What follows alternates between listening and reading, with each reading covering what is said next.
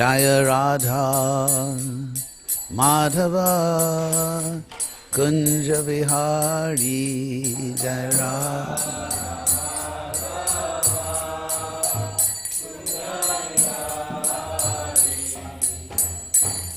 Jaya Radha Madhava Kunja Vihari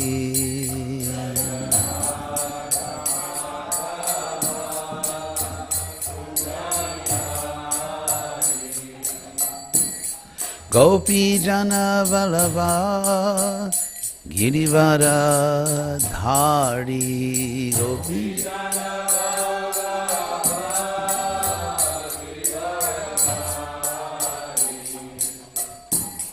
Gopi Jana Vallabha Girivara Dhari Gopi Jana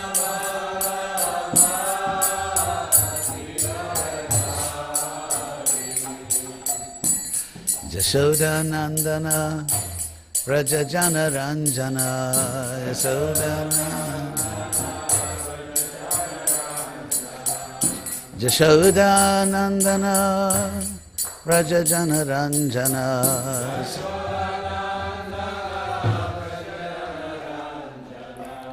Yamuna Tira Vanachari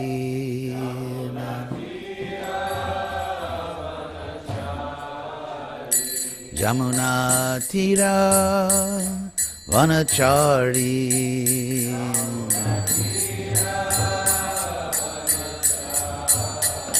Jaya Radha Madhava Kunja Vihari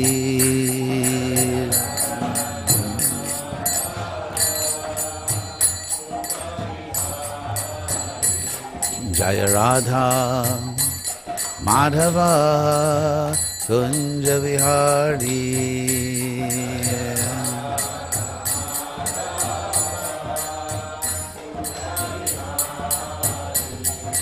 Gopi Jana Vallabha Girivara Dhari Gopi Jana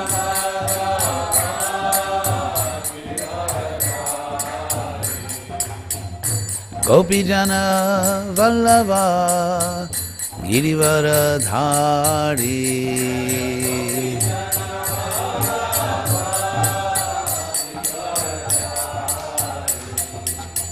Yashoda Nandana Raja Jana Ranjana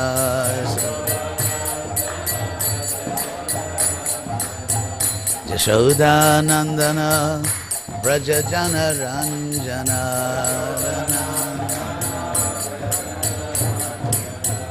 Jamuna Tira Vanachari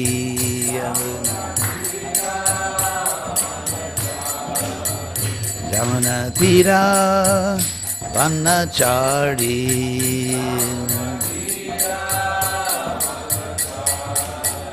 Jaya Radha Madhava Kunja Vihari Jaya Radha Madhava Jaya Radha Madhava Kunja Vihari Jaya Radha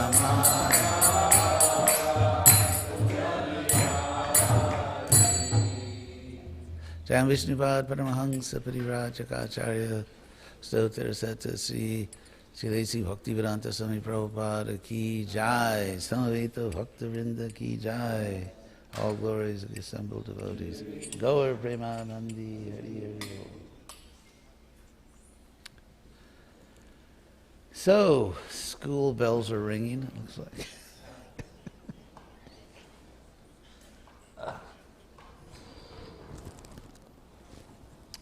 So, we're beginning with Om Namo Bhagavate. Om Namo Bhagavate Vasudevaya.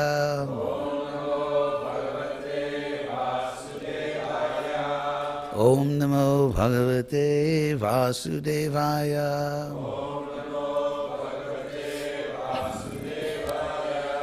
Om Namo Bhagavate Vasudevaya.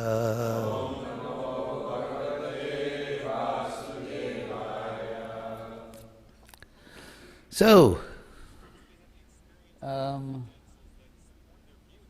2, 4. Where do we go now? Oh, why not? Can't do any harm, right? Narayanang namaskritya narang chaiva narottamam deving saraswati vyasam jayamudirayet vayesha bhadreshu nityam bhagavata sevaya bhagavati uttamasloke bhaktir bhavati naishtiki. Om Jnanatimirandasya Jnananjana Salakaya Chakshurum Militam Jena Tasmai Sri Gurave Namaha. Oh, one little Sanskrit note here, because this verse has been almost universally, there's a translation mistake. So I thought I'd point out at no extra cost to you. So, the word shalaka in Sanskrit, shalaka doesn't actually mean like a torchlight. It actually means more like what we call a Q-tip or a cotton swab. And so anjana means ointment. I hate to have to do this to you because torchlight is like, it's really a beautiful image. It's just not what the Sanskrit says. So anjana shalaka means like a little cotton swab with which you apply an ointment to the eye. And by applying that medicinal ointment, the eye is opened. Of course, the image of a torchlight is also a great image, so you don't have to give it up. It's just not what the Sanskrit literally says.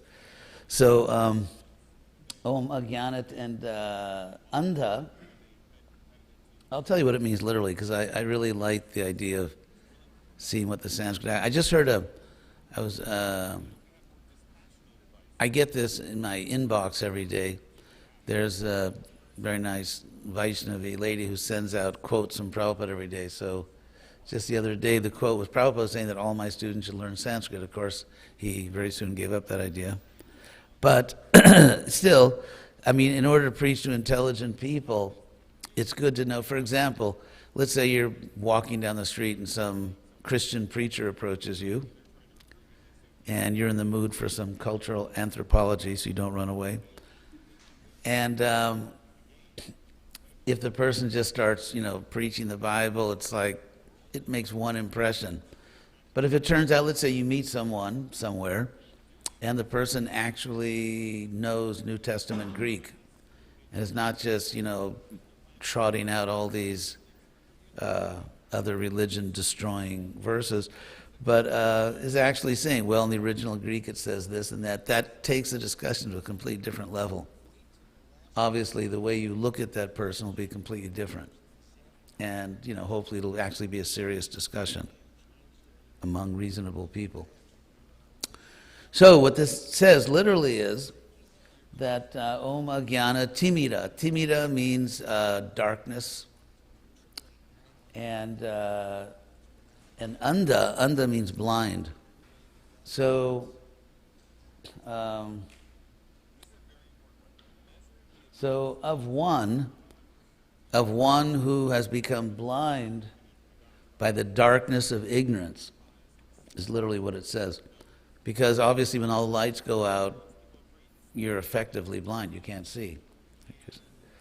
And so, so one form of blindness is just sort of, physiological or neurological. And another form of blindness is just you may have eyes, but you can't see because there's no light. And that's really our condition right now. because we are eternal souls. That's who we really are, and we do have all knowledge inside, but because we don't have the light of knowledge, we can't see.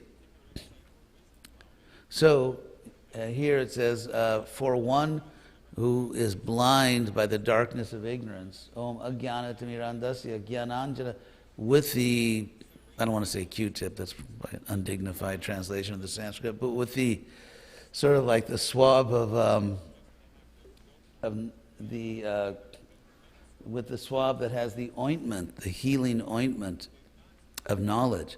So it's very interesting. So the blindness is caused by ajnana, because in Sanskrit the way you say ignorance is just sort of unknowledge, and that's healed by the ointment of knowledge. By the way, jnana we still have in English. You may be interested to know if you like historical linguistics, in words like Gnostic, which means one who knows, jnani, Gnostic, and Gnostic just means ajnani, one who doesn't know. Anyway, so Jnananjana Shalakaya Chakshur, so the eye of that person who is blind by the darkness of ignorance, that person's eye, unmilitam, is opened. In Sanskrit, milita is a word meaning like, it's sort of used for the eyes a lot. The eyes are closed, and unmilita means the eyes are opened.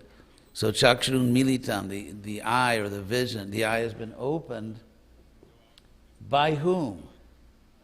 So in other words, the eye is opened by whom? Unto that person. In Sanskrit, anyway, it's a little too much grammar, but there's Y words and T words, like yata, like we saw yesterday, just as, tata, in that way. So basically, dependent and independent clauses in Sanskrit are introduced by Y and T words. So the eye was opened by whom? Unto that person. So it's the same YT. The eye of the blind person was opened by whom? To that person, Sri Gurave, to Sri Guru Namaha. I bow. Anyway, thought you might be interested to know what that verse literally means. Salve, yeah, salve, salt, yeah. Yeah, or ointment. Okay, so I don't want to ruin all of your visions of torchlights of knowledge, but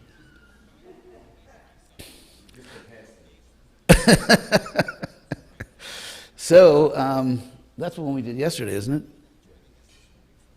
So today we're doing oh, that was yesterday. Oh yeah, I want to do what they have. When in Rome, when in Krishna house, do as the Krishna Housians do.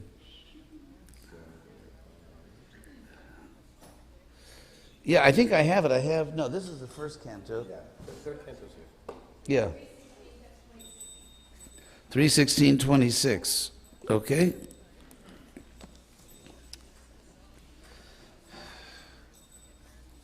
The amazing third canto of the Bhagavatam. If you look at all the cantos, I don't know, I think of that expression, the hits keep coming. So 6:13:26. Do we have that on the board? Yes. So because I took some time with the Om Jnana verse, perhaps I'll just read this and then we'll get to it. So Teshang, no, I'm sorry, what chapter? 3:16. Okay, I'm in the wrong chapter.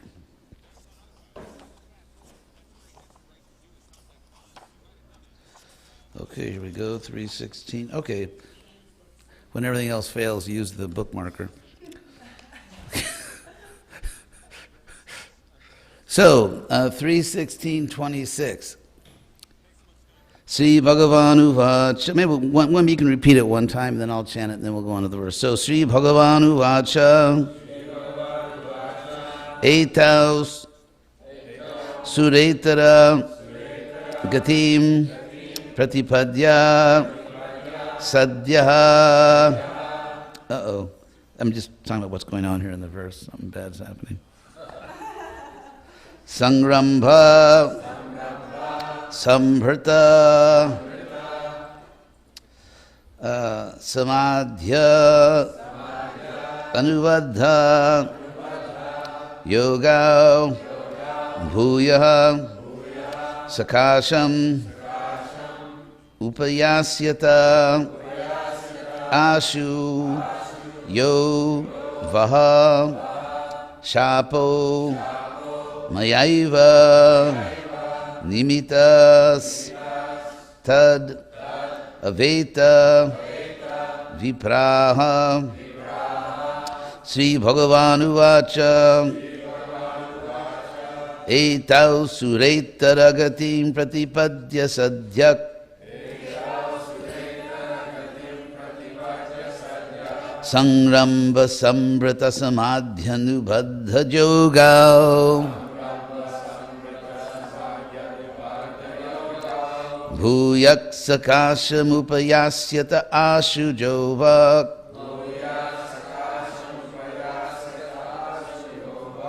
Shapo Mayaiva Nimitas Taraveta Vipraha. So, Prabhupada's translation, the Lord replied, O Brahmana, know that the punishment you inflicted on them was originally ordained by me. O Brahmanas, know that the punishment you inflicted on them was originally ordained by me, and therefore they will fall to a birth in a demoniac family. But they will be firmly united with me in thought through mental concentration, intensified by anger, and they will return to my presence shortly. So, do you read the purport? Okay. The Lord stated that the punishment inflicted by the sages upon the doorkeepers, Jai and Vijay, was conceived by the Lord himself. Without the Lord's sanction, nothing can happen. It is to be understood that there was a plan in the cursing of the Lord's devotees in Vaikuntha, and his plan is explained by many stalwart authorities. The Lord sometimes desires to fight. The fighting spirit also exists in the Supreme Lord. Otherwise, how could fighting be manifested at all? Because the Lord is the source of everything, anger and fighting are also inherent in his personality when he desires to fight with someone. When he desires to fight with someone, he has to find an enemy. But in the Vaikuntha world, there's no enemy because everyone is engaged fully in his service. Therefore, he sometimes comes to the material world as an incarnation in order to manifest his fighting spirit. So it's important to understand here that it's in the material world, often when people fight, they really want to harm each other, or they actually envy each other. But there's also a kind of fighting spirit we see even among professional fighters, whether there's different kinds of martial arts or whatever, in which outside the ring or the octagon or whatever, they're actually good friends. And their friendship is in no way changed by the fact that they're just, beating each other up, because it's a sport.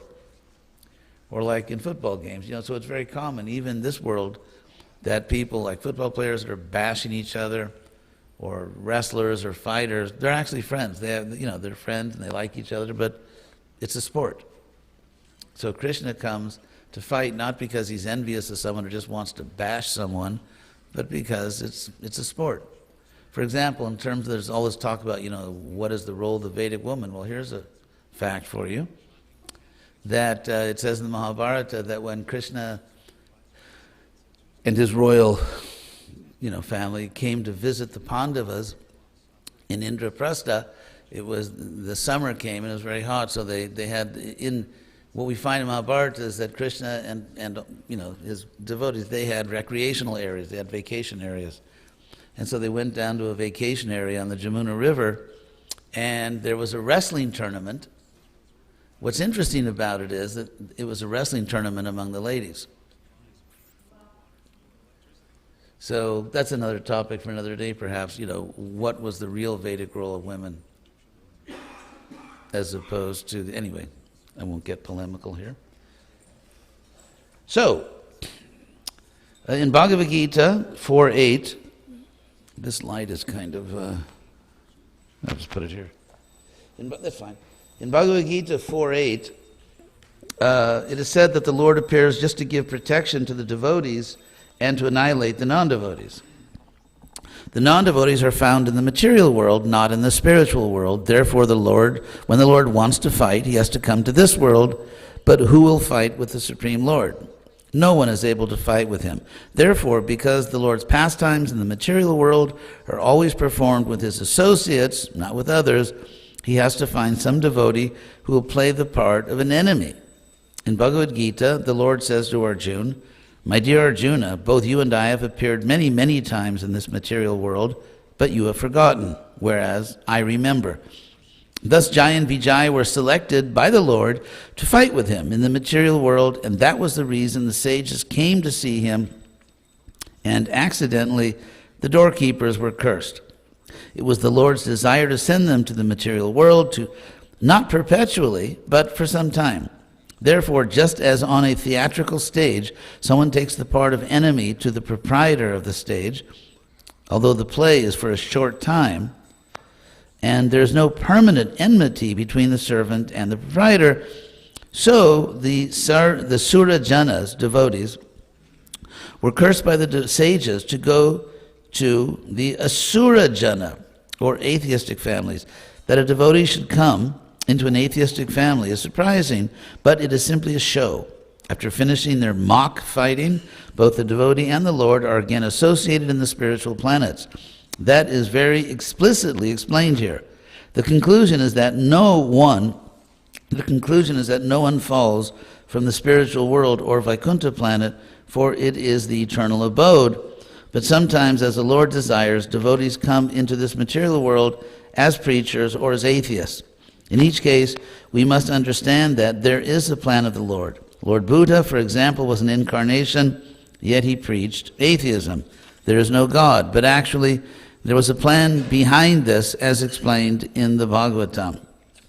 So, can I explain this? Rather than just go on to the next verses? So Prabhupada makes a statement here which has been misunderstood and misused widely by some people, not by most, and that is Prabhupada says, the conclusion is that no one falls from the spiritual world or Vaikuntha planets. At the same time, Prabhupada, the whole motto of Prabhupada's mission was back to home, back to Godhead. And Prabhupada taught endlessly that we are in fact fallen souls, and that we have to go back to our real home. Bhaktisiddhanta taught this, Bhaktivinoda Thakur taught this.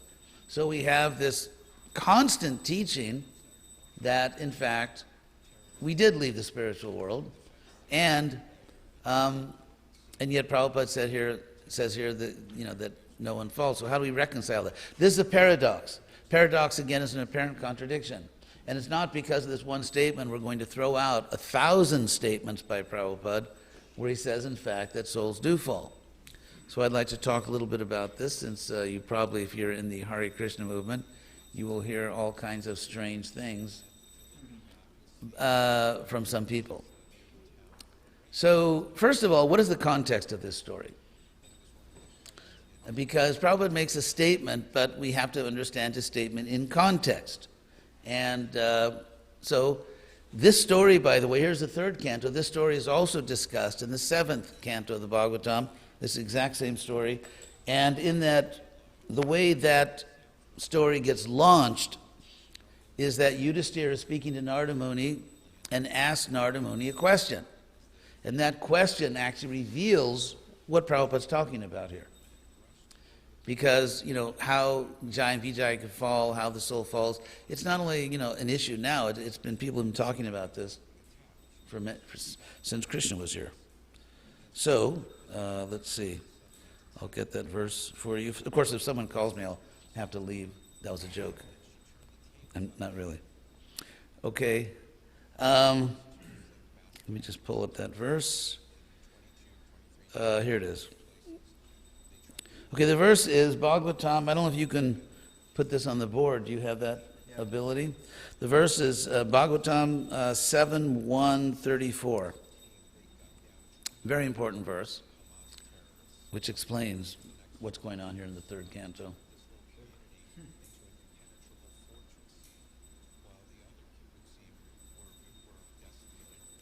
So, this is Yudhisthira asking a question to Narada Muni, and he says, Kidrasha Kasya. So in Sanskrit, which we still have in all the Latin languages like Spanish, French, Portuguese, and Italian, interrogative words, words that ask questions, begin with a K sound. Like in Spanish, como, que, cuando, quién.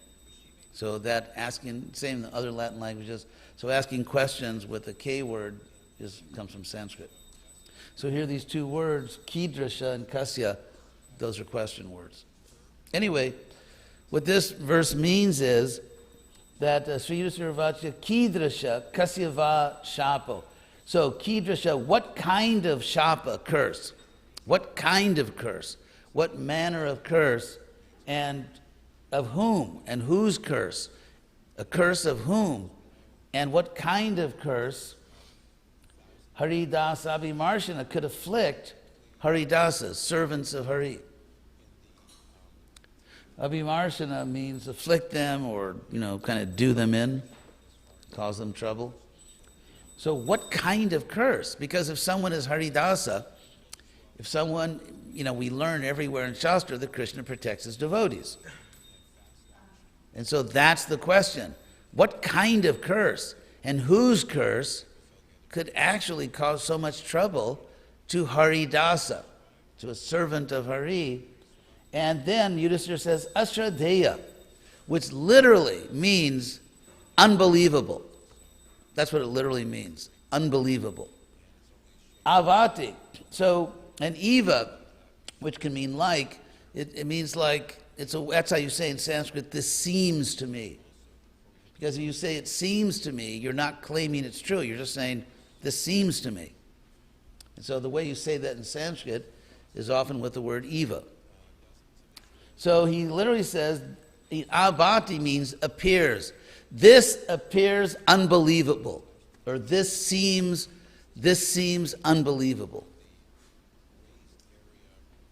That servants of Hari could be cursed by someone and therefore suffer.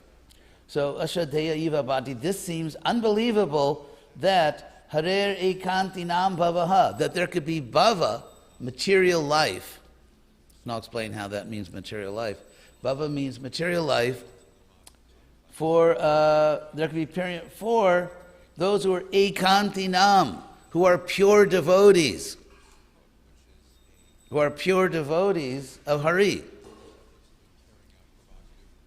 And so, just not to, keep you, Hare Krishna, not to keep you in suspense, the whole point here is that we're not talking about people that don't want to serve Krishna.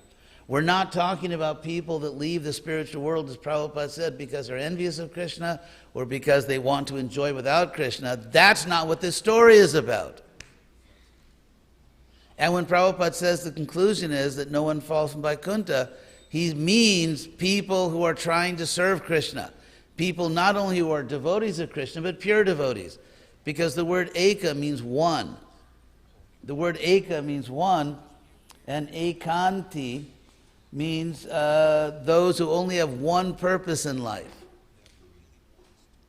which is to serve Krishna. So Harer ekantinam. So how can there be material life for those whose only purpose in life is to serve Krishna? That's the question we're talking about. And of course the answer will be, there cannot be. There cannot be material life. No one falls from Vaikuntha who is a pure devotee. In other words, there's no, for example, let's say you live in your house and you're happy and then some foreign country attacks and bombs your house, or some criminal comes and attacks your house. That's what we're talking about. How can some extrinsic force drive a pure devotee out of the spiritual world? Because as we know in the material world, no matter how safe you think you are, no matter how sophisticated your home security system is, something can happen. And that's what this question's about. So bhava, I'll explain bhava, since I know you're all Sanskrit fans. Sanskrit comes from the Sanskrit root bhu, which means to be, but also means to become. to become. In other words, to come to be. So if something becomes, it means it didn't exist before, because something which was already there can't become. It can't come to be.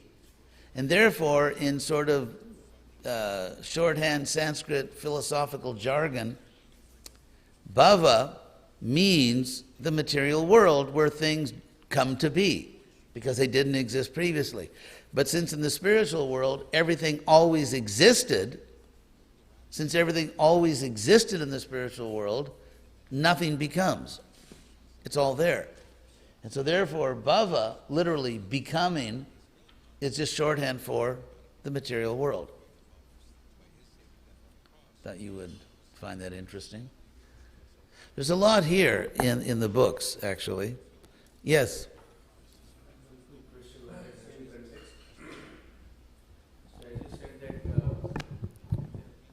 So Maharaj, as you mentioned that pure devotees from Vaikuntha Loka, they don't fall down.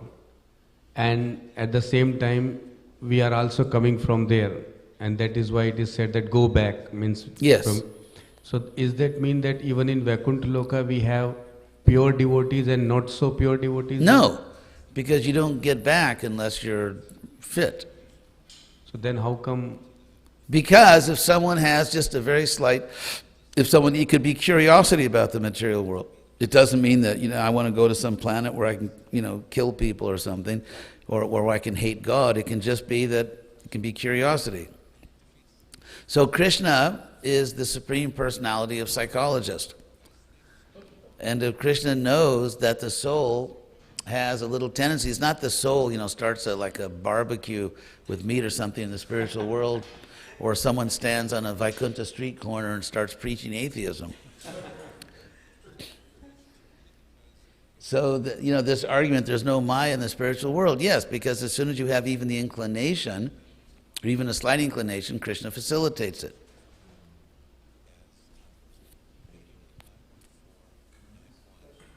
No. Yes.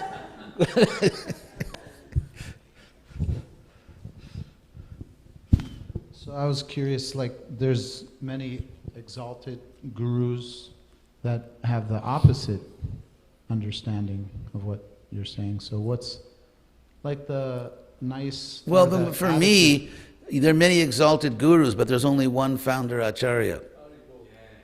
So I don't think anyone is that exalted to be on Prabhupada's level. And Prabhupada, in the very first record he made in New York, he said, we are all originally Krishna conscious entities. So that's very simple, plain English. Prabhupada didn't play word games. It wasn't his style.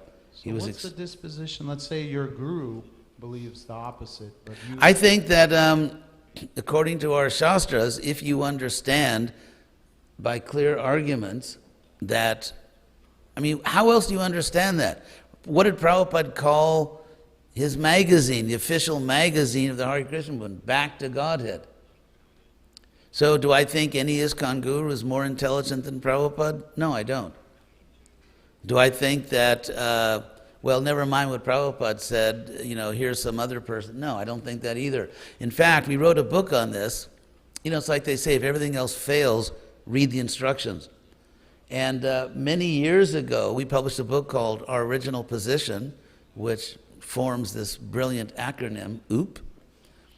And anyway, so, OOP, so in this book, I'll just give you a few facts, because actually it's good that the students of the Krishna House program understand this. A few points. Number one, Prabhupada's not alone. Bhaktivinoda Thakur and Bhaktisiddhanta have very, very heavy, explicit statements that we have to go back to Krishna. We have to go back to Krishna Leela, that we left Krishna. They're very heavy statements, in fact, in all the acharyas of our age. And in previous ages, it wasn't an issue. And again, so Prabhupada made it very, very clear, back to home, back to Godhead, our original position is Krishna consciousness. And if you say that we were never with Krishna because someone foolishly thinks they're solving some philosophical problem, they create a bigger philosophical problem, which I will explain. And that is, as we know, Krishna says in Bhagavad Gita that this world is dukkhalayam, a place of suffering. Now, in order for God to be a perfect moral agent, an agent here in the philosophical sense means someone that does things by their free will. If someone pushes you and you fall over and knock someone else down, you did not act, you were not an agent in the philosophical sense. You didn't knock down the other person by an act of volition. Therefore, you're not morally responsible. So we are morally responsible for things we do voluntarily, not things that we're forced to do. So how could Krishna be a perfect moral agent if he puts people in a miserable world, and he calls it a miserable place? How could Krishna, as a perfectly moral being, subject innocent people to suffering? If anyone that subjects an innocent person to suffering is a bad person. Therefore, if Krishna put us in this dukkhalayam, this place of suffering, it must be the case that two things must be true. Number one, that we deserve it, and number two, it's ultimately good for us. Now, how could we deserve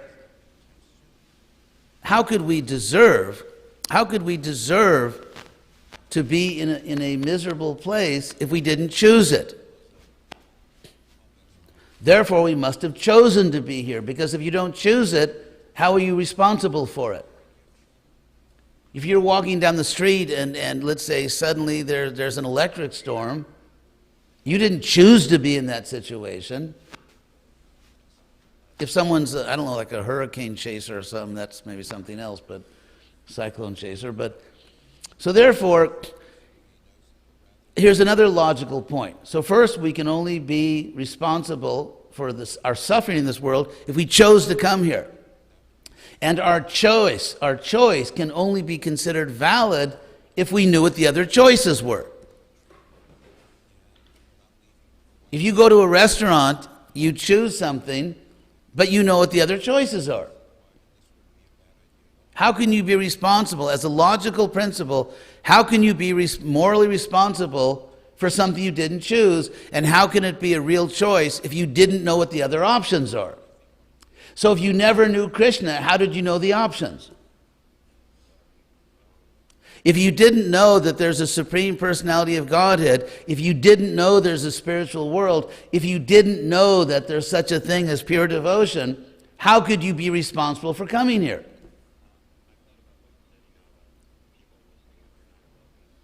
So therefore, it just leads to nonsense. If you say we never knew about Krishna, it just leads to nonsense. It leads to Krishna being a bad person because he puts people in the material world without even letting them know there are other choices.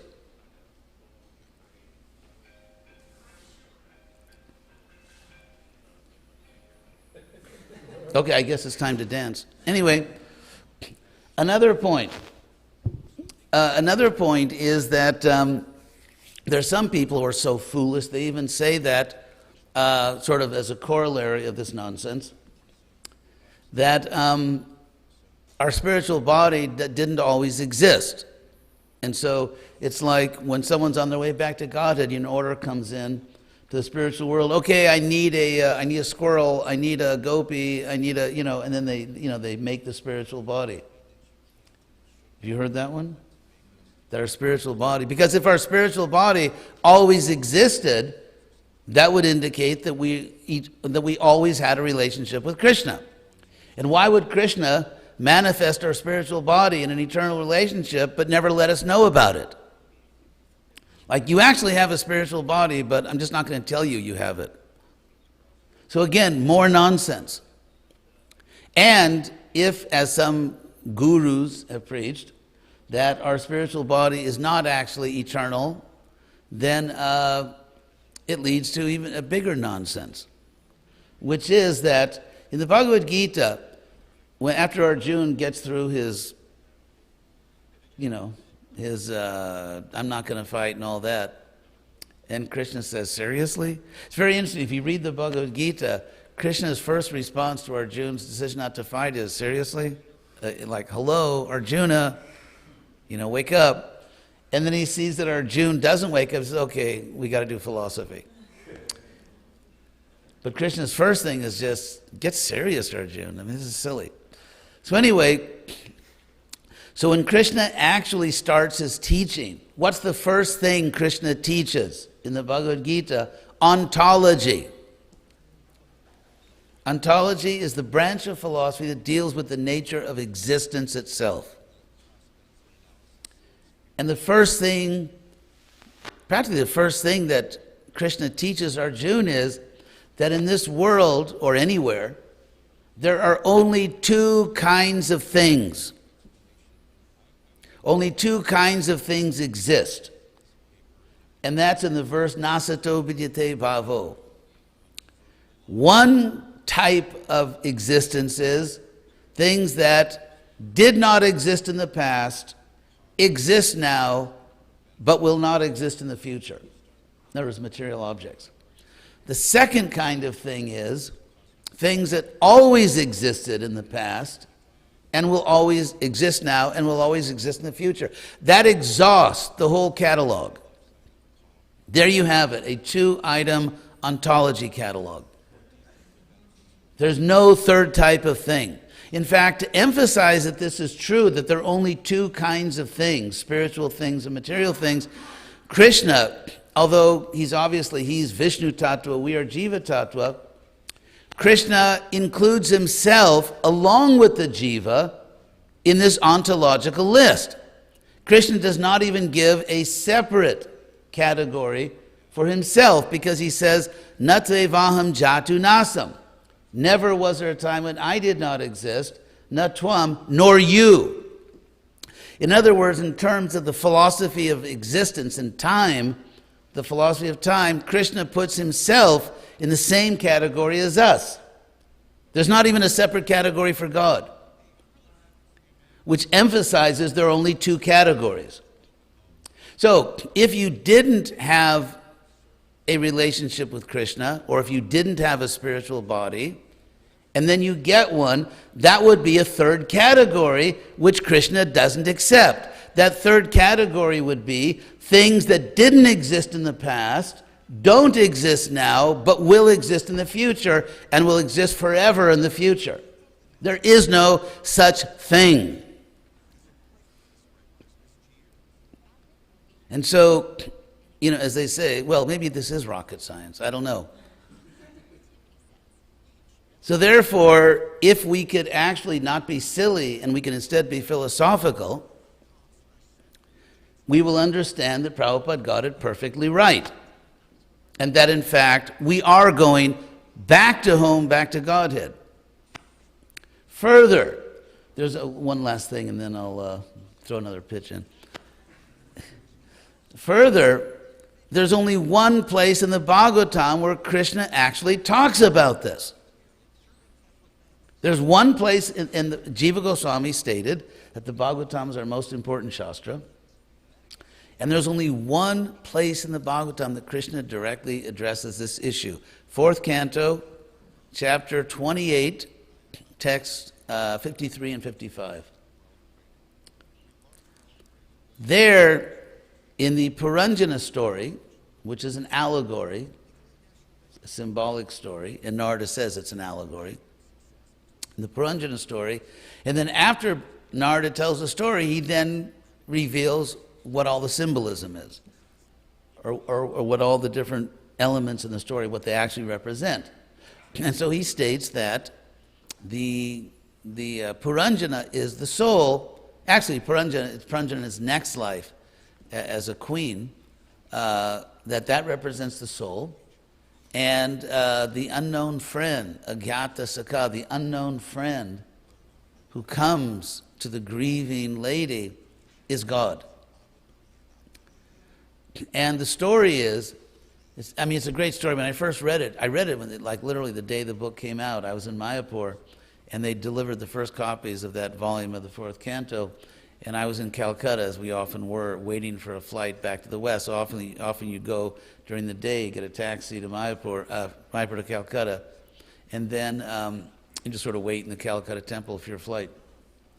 So I spent the whole day in front of the deities, beautiful Radha Krishna deities in Calcutta, reading the fourth canto volume to the deities. And it struck me, this Puranjana story is like the everyman story of the Bhagavatam. So this, I think her name is Vaidarbi, the queen, because at the time of death he was just thinking about his wife, so he became a wife. And so then, at a certain point, she and her husband take vanaprastha. They go out to the forest. By the way, taking vanaprastha didn't just mean you didn't go to the wilderness. I thought I'd clarify that. There were actually ashrams where there were vanaprastha specialists. And one of the main groups, which I actually wrote my dissertation at Harvard on, were the Vaikanasas. And so you'd go there, and under the guidance of Brahmins, they would tell you, for example, okay, when you sleep at night, like this is how you do a little fire so dangerous animals don't come. You can eat the leaves of this tree, you can't eat the leaves of those trees. They would give classes, they would teach mantras. In other words, you went to a vanaprastha ashram. Unless you were really like rugged, and then you might just, kind of go for it. But so Vaidarbi and her husband, I think it was Malayadwaja, which is an interesting name because it kind of indicates that the king was from South India. But in any case, they went out and they were living there as ascetics, vanaprasthas. And so her husband, she went out to gather firewood and maybe some, like vanya, which is like forest fare, like the edible plants in the forest. And she came back, her husband was just sitting there unmoving, and she touched his feet and she found he was cold and stiff. In other words, he had left his body. And so here is this elderly lady, alone, with no family, out in the forest, and she just begins wailing and grieving for her lost husband and just for herself. And so at that time it said a Brahmin, a young Brahmin comes to her to comfort her, and he says to her, Api smaras, and that Brahmin, of course, is God. And he comes to her and says, Api smarasi mang, do you remember me?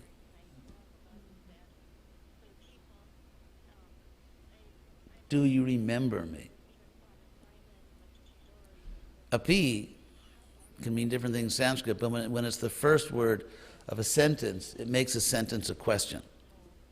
That's when it's used as the first word of a sentence. So api smarasi, you remember, ma, me. Very simple Sanskrit. Api smarasi mang vadre. Actually, can you put that verse on the board? It's 4:28:53.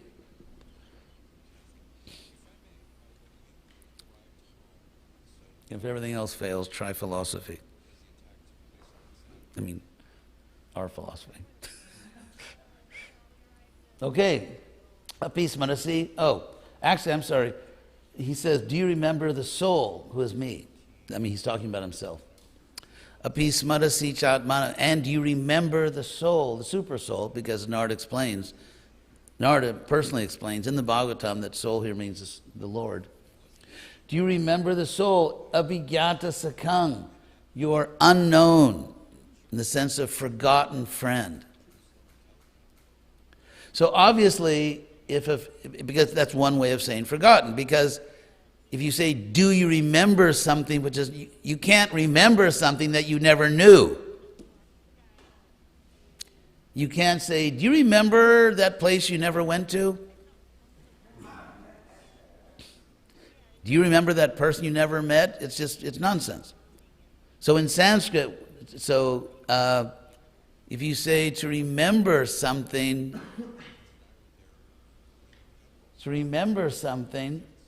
which is unknown, it means something which you knew before.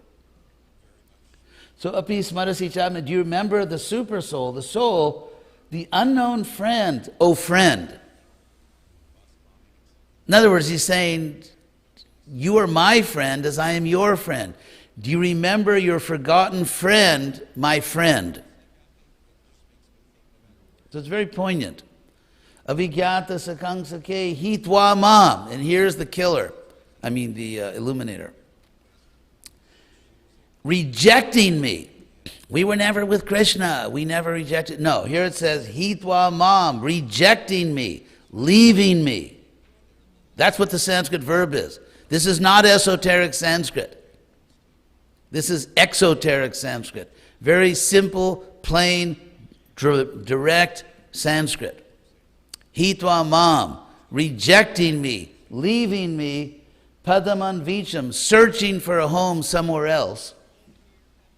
Boma bhogarato gata, you went because, rata, you were attached to earthly enjoyments or material. Boma, from the word bhu or bhumi, can mean the earth. So boma can mean earthly or can just mean material. In other words, you rejected me because you wanted to find material happiness, material pleasures, bhoga.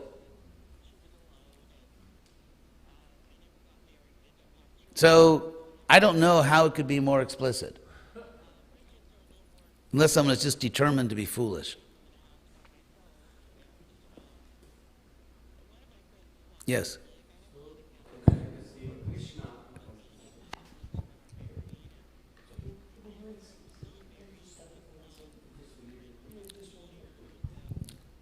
Maharaj, some of the Krishna House students may have services to go to. So after this question, can we give them a little time to ask questions, and then we can continue class in case they have to leave? Yeah, of course. Would that be okay? Yeah, sure. Thank you, Maharaj.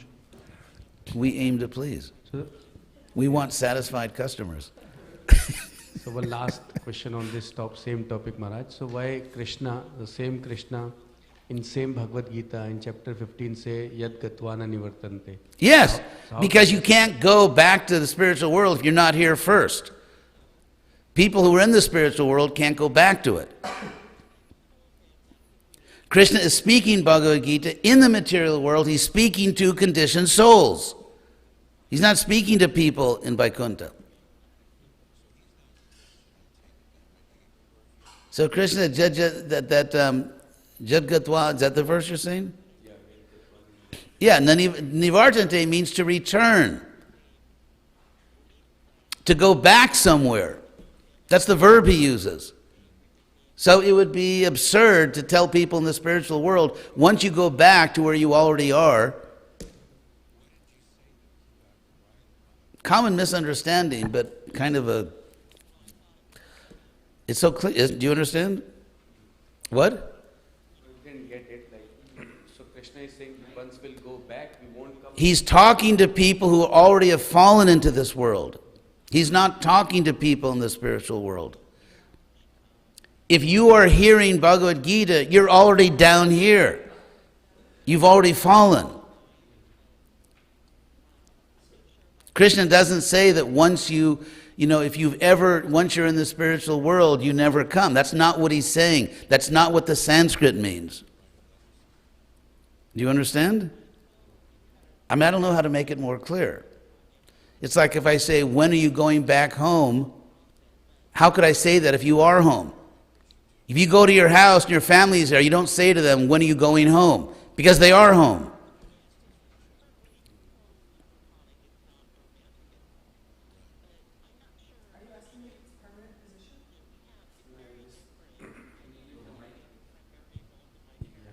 So, because I heard from other gurus also that Krishna has explicitly said that nobody fall down from his spiritual... No, that is nonsense. It's simply, I suggest they really need a very elementary course in Sanskrit, or maybe in English.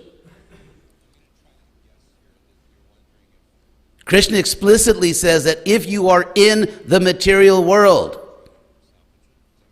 because no one else is reading Bhagavad Gita, and if you go back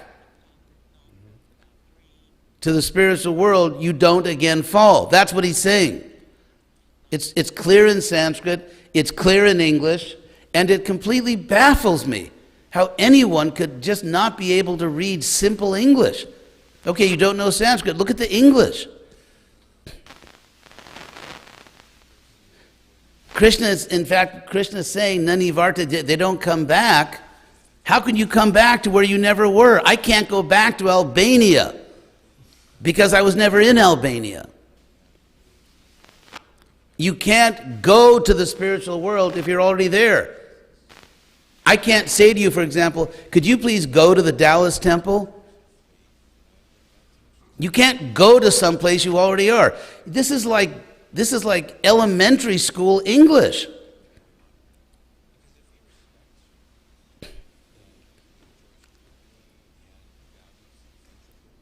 So it's just, I mean, you can see, this is called, by the way, there's a term for this in psychology, called confirmation bias.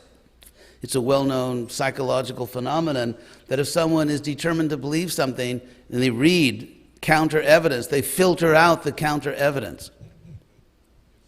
Could someone please explain to me why you would tell someone to go home when they are home? How you can go back somewhere where you never were?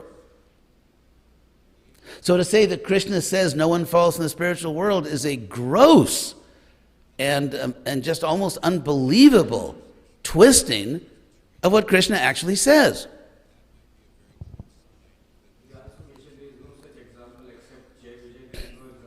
There is an example, it's in the Bhagavatam. I just read it.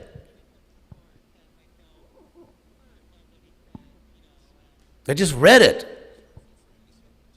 Could you go to verse 55? I mean, someone really needs a Sanskrit dictionary.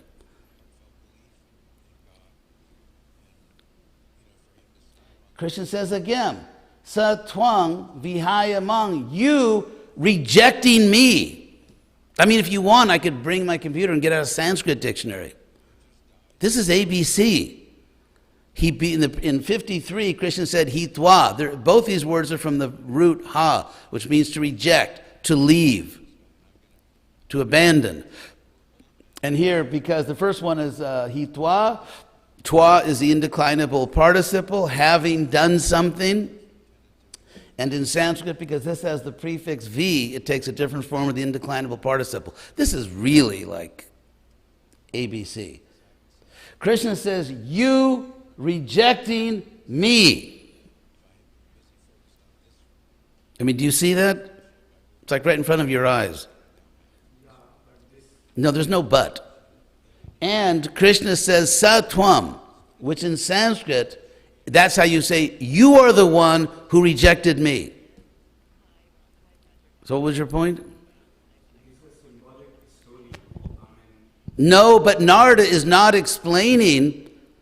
It's symbolic. However, everything in the story applies to something real in the world.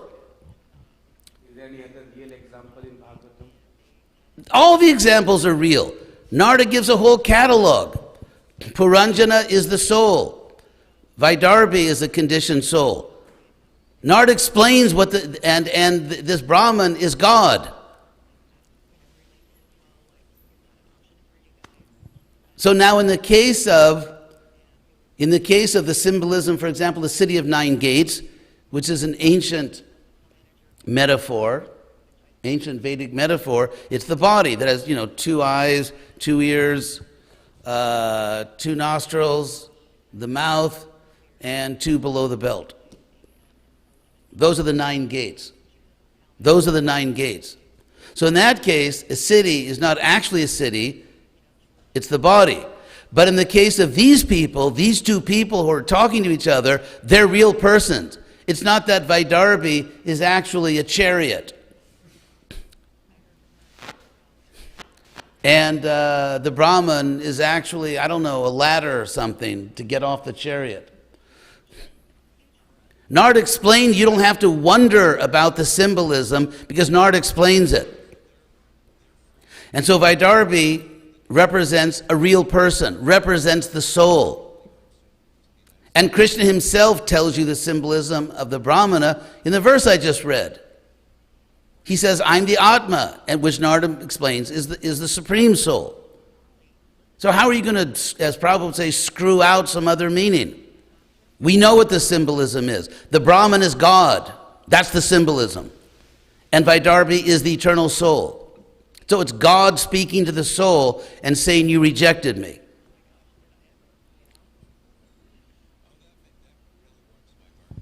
You want to try again? No, I mean, I firmly believe that we come from a spiritual world, but as Prabhuji mentioned, like we are hearing the other.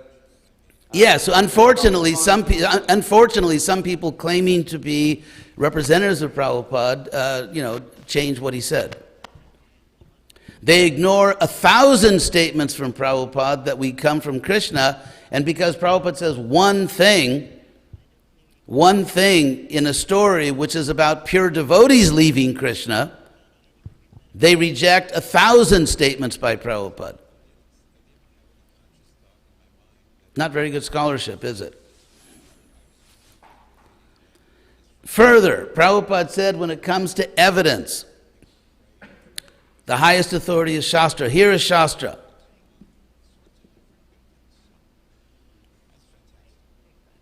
So, sa tvam. Sa literally means he, and tvam means you. So in Sanskrit, it sounds odd in English. Doesn't sound odd in Sanskrit. If you say he, you, that's how you say you are the one. It's you. It's you who did this. So it's emphatic. You are the one who rejected me, O friend. Now how could, if we don't have a prior relationship with Krishna, how could Krishna call in the previous verse address him as friend? If you never were with Krishna, how could you be Krishna's friend? And yet Krishna calls the soul friend before the soul has even really fully understood that this is God. So they're talking about a previous thing. You rejected me. You left me. You were actually my friend, but you wanted to enjoy somewhere else. I mean, the fact that someone, with the title of guru in ISKCON says something doesn't mean they're speaking the truth. If what they're saying agrees with Shastra, then they're speaking the truth. To be honest.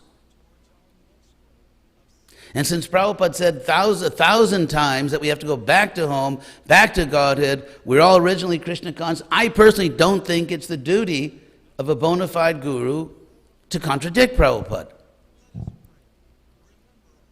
based on misinterpreting one statement that Prabhupada made in a particular context. Now, going on here. Okay, so Satwang, you are the one, it is you who rejecting me, O friend, which means that Krishna hasn't rejected the soul, rejecting me, Vicharan, wandering, Padama Daksha, you saw a place, Kayachit, near me, a place that was built by some woman, which of course Maya Devi. So anyway, I guess we're out of time here, or do we have more questions? We can go on for longer, Maharaj, but I just wanted to get the Krishna house. Yeah, go ahead. Okay, go ahead. Jose, do you have a question? Anna had a question, but she has to go. Oh, Anna, do you want to ask your question? I have to take a school. Oh, sorry. Well, you can ask later. I think we're good to go. Jose, Cubo.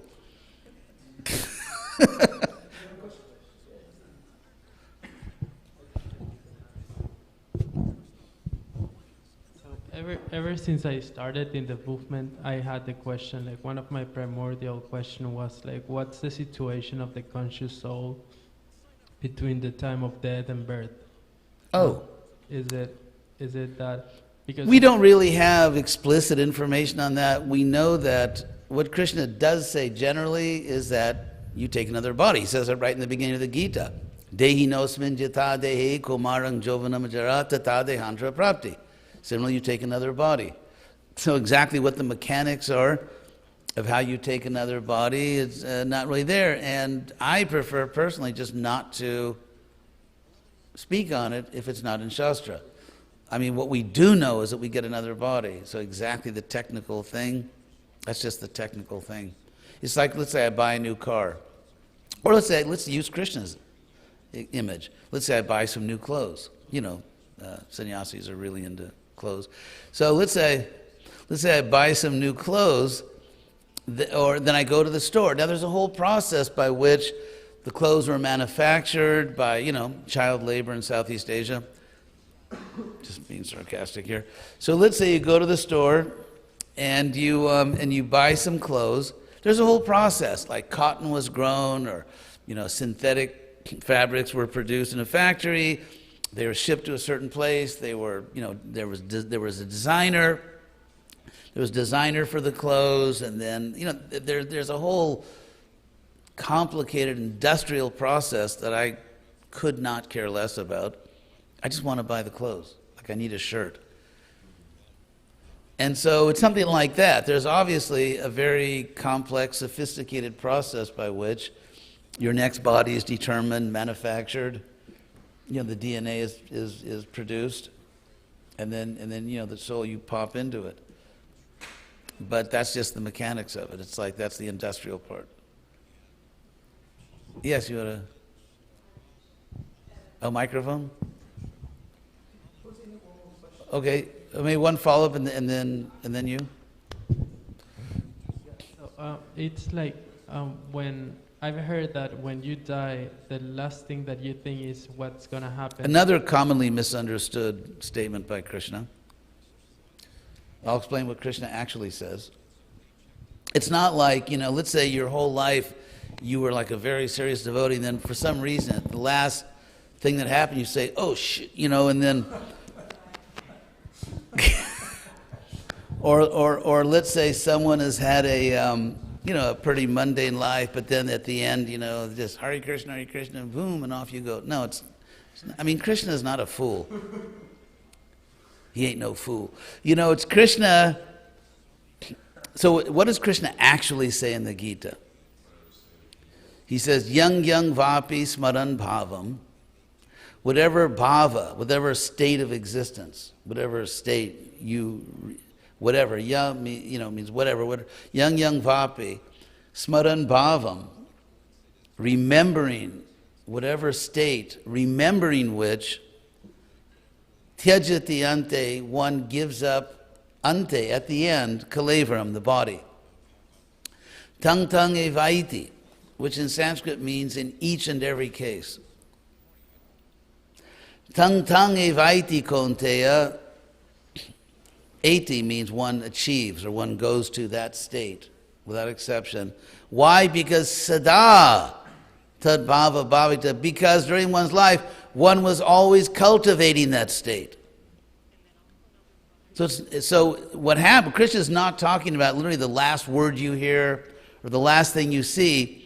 When I was a kid, I worked in my father's supermarket, and there was a cash register. There were actually a number of cash registers, and so at the end of the day, you would hit one button, and the day's total would come up. How much money came in that day. That's the button that gets pushed at the time of death. Otherwise, the system would be absurd. A bad person gets rewarded and a good person gets punished, which would be absurd.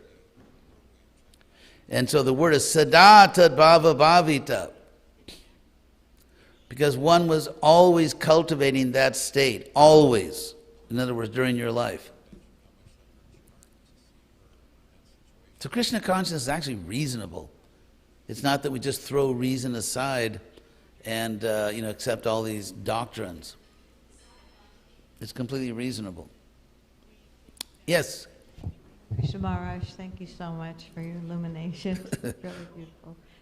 My question, I'm trying to remember in the long distant past, was our original position written because of the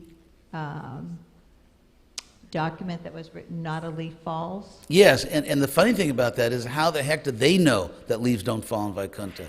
So the whole thing was so stupidly pretentious, as if they know if leaves fall in Vaikuntha. Yeah, I wrote about, I don't know, maybe a little less than half the book. I explained a lot of things. Just one more thing, just so you know. In Sanskrit, you find, in different Vedic literatures, the idea of that anadi karma, beginningless karma.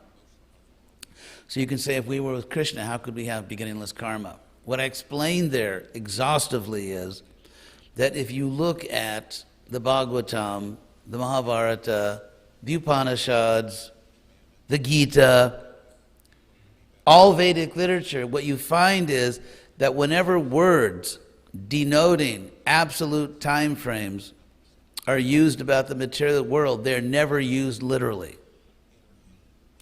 And therefore, when Prabhupada translates it time immemorial, that's actually a correct translation. I'll give you one example of how any word like nitya, always eternal, shaswata, everlasting, anadi, beginningless, those words are used non-literally, always, in Shastra when they apply to this world. In the Bhagavad Gita, in chapter 2, Krishna translates, or Krishna describes the soul as Shaswata. Ajo nityang Shaswato yang Purana. Krishna describes the soul as Shaswata. Prabhupada once said to me, do you know what Shaswata means? And he said, it means everlasting. So, when Krishna says a spiritual object, namely a soul, is Shaswata, it's literal. It means eternal, everlasting.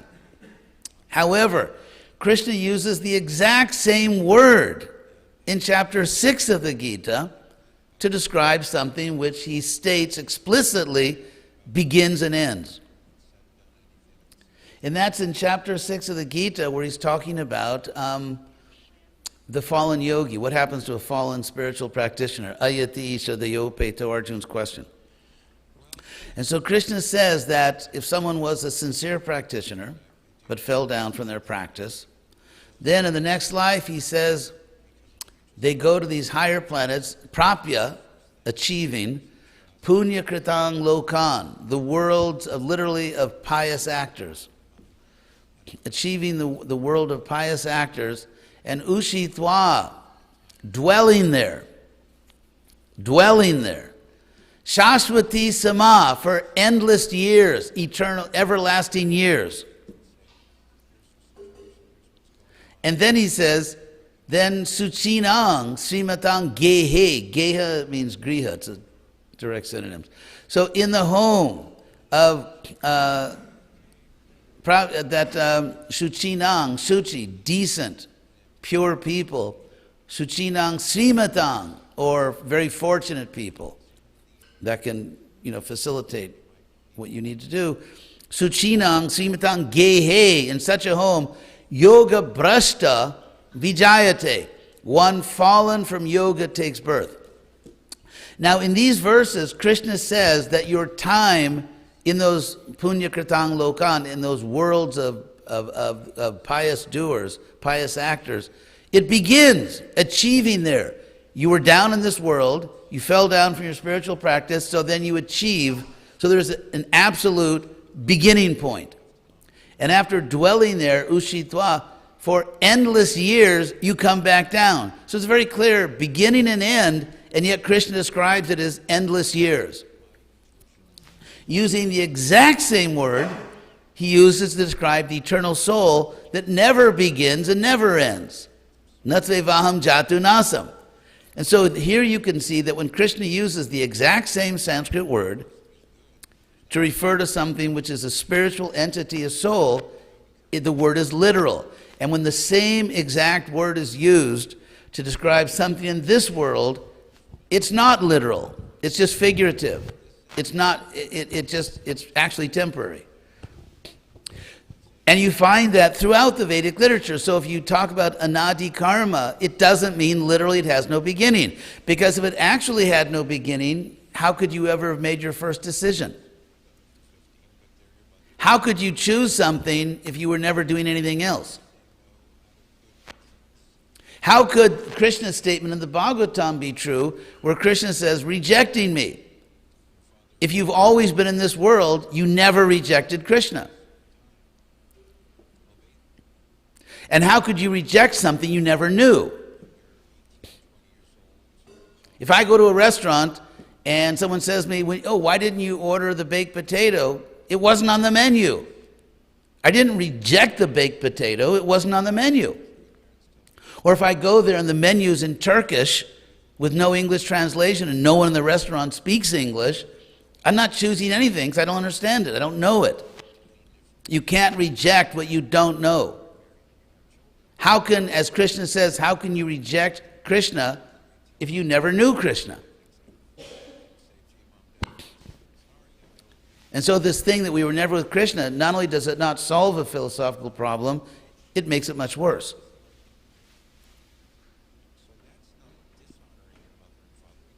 Yes.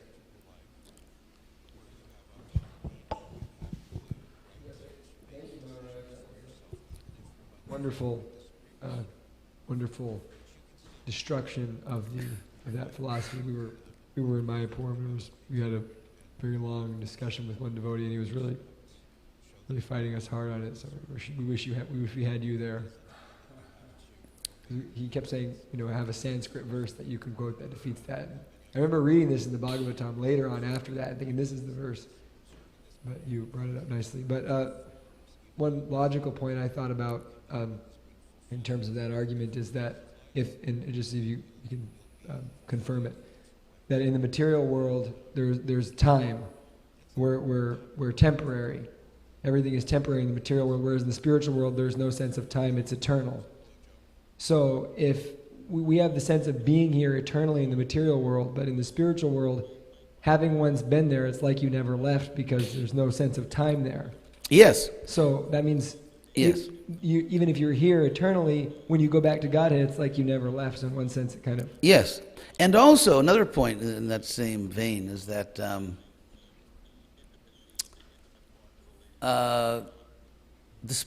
material world is in the spiritual world. Like Prabhupada said, like there's a prison, it's still in the same city. And so right now, we are in the spiritual world, and also, we never really leave Krishna, because Krishna comes with us, he's in our heart. So in that sense, one is never separated from Krishna, and one is always in the spiritual world. And when Krishna says in I think chapter 11 of the 11th canto, when Krishna says that the terms nitya baddha, eternally conditioned, or bound, literally eternally bound, and eternally liberated, he said they're not, he said they're just, and there's a sense in which it's not the real case, because not psychologically. I mean, again, we have to distinguish between psychology and ontology. Psychology means a particular state of mind. So right now, mentally, you are separated from Krishna, but ontologically, in terms of what actually exists, Krishna's right next to you. And so, therefore, you actually never leave Krishna, and you never leave the spiritual world. It's like, imagine if you're in a family and one of your brother or sister is sick and has a fever and is actually delirious and can't recognize you. So the person's still at home with the family, and they're still a member of the family, they just in a state of delirium. Yeah, thank you, Maharaj. And it also makes sense that when they say that, Prabhupada or the Vedas specifically say nitya baddha, but then they say that a nitya baddha has the opportunity to return to the spiritual world, and that nitya doesn't really apply eternally. Exactly. Exactly the point. If we were nitya baddha, then according to the ontology of the Gita, we could never be liberated, because if we are liberated, then it turns out we weren't nitya baddha. And Krishna himself says in the 11th canto that those are not literal terms. So but some people, I don't know, what is this one-upsmanship? They have to show they're more intelligent than everybody else, or I don't know what is motivating these people to ignore everything that Prabhupada said. So, is that it? No more questions? That's all, folks. Tat sarvang janaha, which in Sanskrit means that's all, folks. Did you have a question? Okay. Do we let women ask questions? That was a joke. Thank you for the enlightening class, Maharaj. Very grateful for your association. So before I ask my question, I want to clarify, because my question is based on previous understanding. So first I want to clarify if that's correct. So you mentioned that in the spiritual world, only pure devotees exist. There are no non-devotees. Is that correct? Yes. And definition of pure devotees is they have no desire other than serving Krishna. Is that correct? Yeah, but that means they're a devotee. Yes. So Yes. then, if we were all pure devotees and our desire was only serving Krishna and we didn't have any other desire, then why did we choose? Because not having any other desire is not a mechanical state. It is a choice. It means at every moment choosing something. So the Hare Krishna movement, we have thousands and thousands of examples of someone that came to the movement, experienced a higher taste, prayed to Krishna, and then at a certain point, you see him on a street corner smoking a cigar or something. And so we have free will. Prabhupada said even in the spiritual world we have free will. It's not a mechanical state. It's not like you're locked into it. At So every pure yes. devotee is not an eternal state. It is an eternal state in the sense that's our eternal natural state. And Krishna says, Jadgatva nivartante. Once you rectify yourself, then you won't come back because you have learned your lesson. But again, Krishna's talking about people who already fell. As some, teachers in ISKCON, amazingly, apparently they're not seeing what's on the page. So I've heard that before. I've heard that quote so many times, but Krishna says, Jad Gatva Nivartante. It's like, are you actually reading the words? So Prabhupada said, when Prabhupada is asked, Krishna says we don't fall down, he says, yes, but even in the spiritual world, you have free will. Pure Krishna consciousness does not obliterate your free will. It doesn't destroy. It's not like, okay, you have free will until you fully surrender and then your free will's taken away. So once we become pure devotees, it's like it can change with time. Our mood can change with time. Even Prabhupada said you always, because if you don't have free will in the spiritual world, you couldn't love Krishna. You can't be sort of mechanically programmed to love Krishna, sort of mechanically locked into it. If you love Krishna, you must have free will, and if you don't have free will, you can't love Krishna. And if you love Krishna in the spiritual world, it means you have free will in the spiritual world, which means you're choosing to love Krishna. It's not that, it's so ecstatic that it just kind of like, just totally, obliterates your free will, because it's like this, it's almost like some kind of drug-induced pleasure. You're just like, you're just, the spiritual world, they're sort of tripping, and they can't really make choices anymore because it's so blissful. It's not a brave new world. It's a voluntary free state. And Krishna says that, I do such a number on you down in this world that once you go back, you won't return. But it doesn't mean you don't have free will. So Prabhupada explained these things very clearly. He was asked about these things, he explained these things, and some people feel that their service to Krishna is to contradict Prabhupada. So Maharaj, once we have come down to this world and we realize our real state, and once we go Boy, back... this is cold, isn't it? Yeah, it's... So once we realize our real position and then we go back to Krishna, so that means that we have reached that eternal relationship with Krishna and it won't change, right? That means we don't come back. That's what it means. Krishna says that. Okay. You don't come back. However, the fact that you don't come back doesn't mean you don't have free will. For example, I could jump off this building. I'm not going to do it. I have free will, but that would be really counterproductive.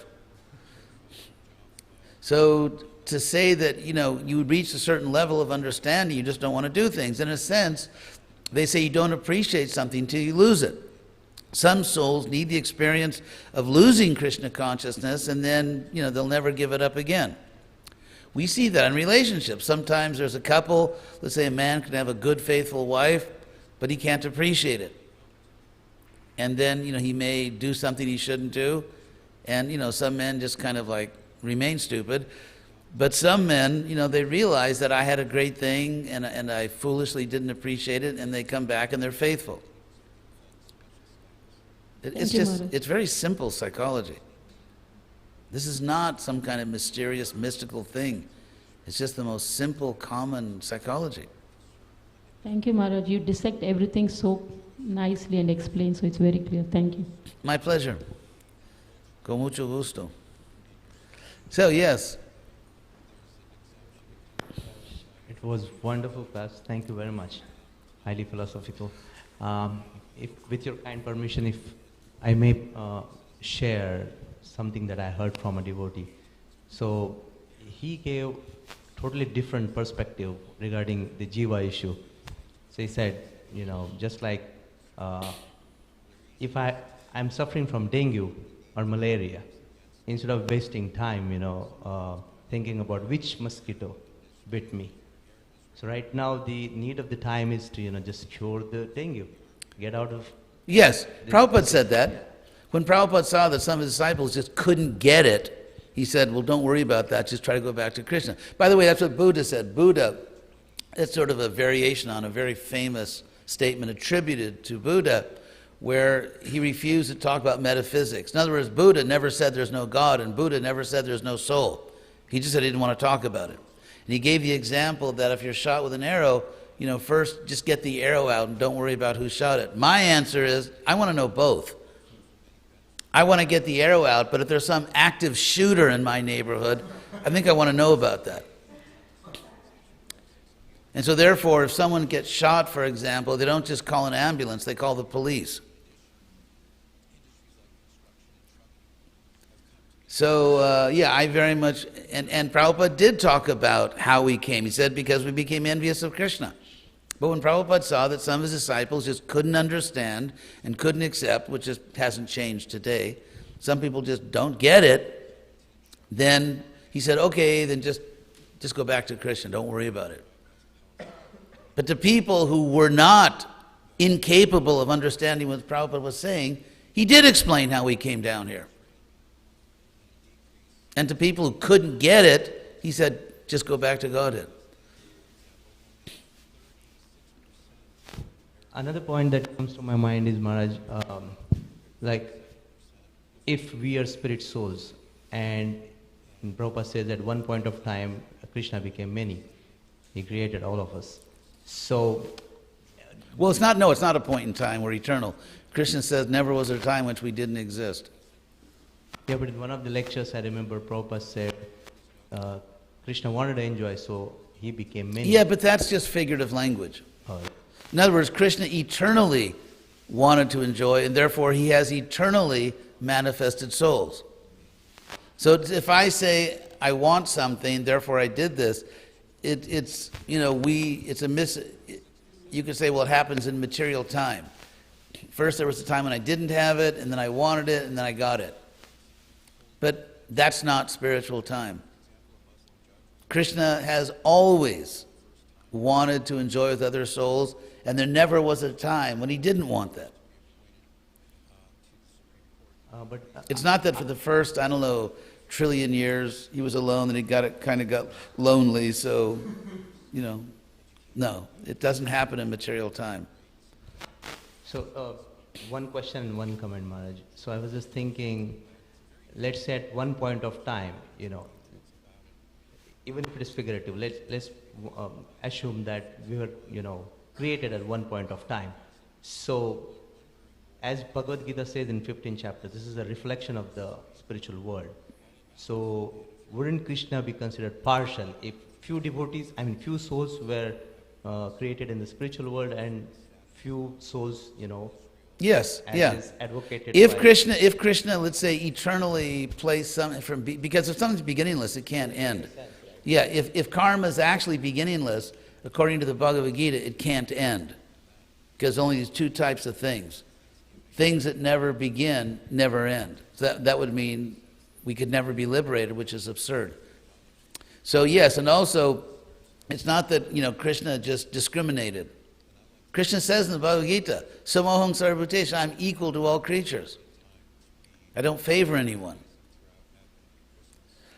So there are all kinds of misunderstandings among certain people claiming to be teaching about Krishna. Explanation about Nitya was really good. Talking about that verse in the 6th chapter, Shashvata. Yes. You know. So, how would you explain on the similar line the term Vibhinnansha? Vibhinnansha? Separated energy. that we separated ourselves by coming to this world. But also because, I mean, there's different technical, theological terms. They have to be understood. We're not plenary, as Prabhupada would say, plenary portions. We are... Now, Krishna, in the Bhagavad Gita, Krishna says that dead, unconscious matter is the Bhinna Prakriti. So Vibhinna, we are not Vibhinna in the sense that we're dead and unconscious. So it's using the word in a different way. Thank you.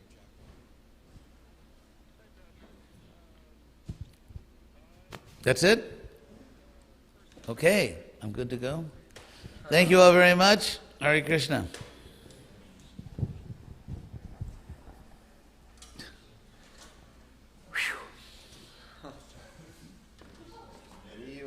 Better get a good